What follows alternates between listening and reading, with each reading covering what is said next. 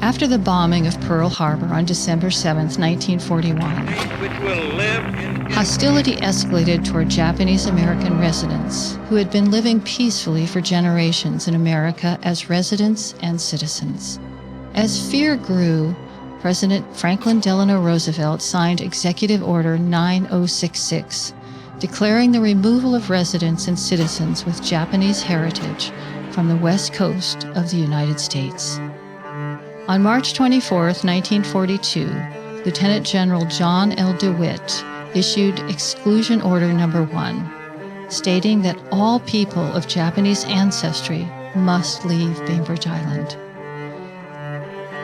6 days later, on March 30th, they were the first Japanese-American residents and citizens to be removed and incarcerated in a government concentration camp. Why Bainbridge Island? Why not Los Angeles, Seattle, or San Francisco, where there were larger populations of Japanese Americans? Well, there is no definitive answer. There are theories.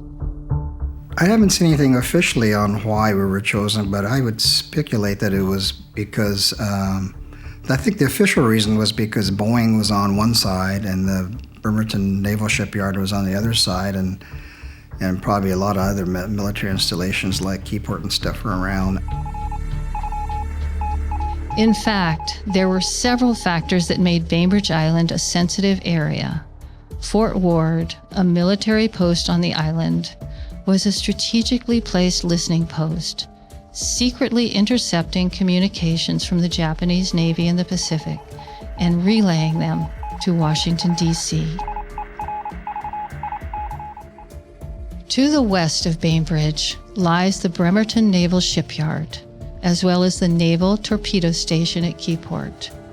To the east lies Boeing Aircraft Company, Sandpoint Naval Station, and the Seattle Shipyard. Bainbridge Island was in close proximity to all of these military installations.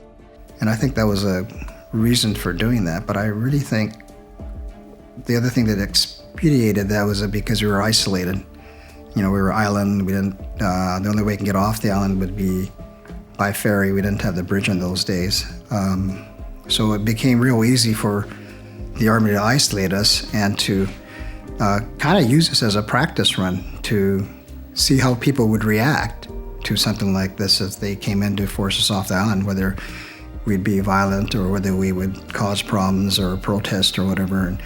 And since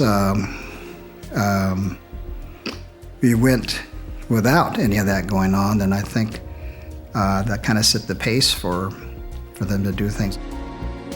What began on March 30th, 1942, on a small island in the Puget Sound, didn't end until more than 125,000 people of Japanese descent were removed from their homes on the West Coast and incarcerated.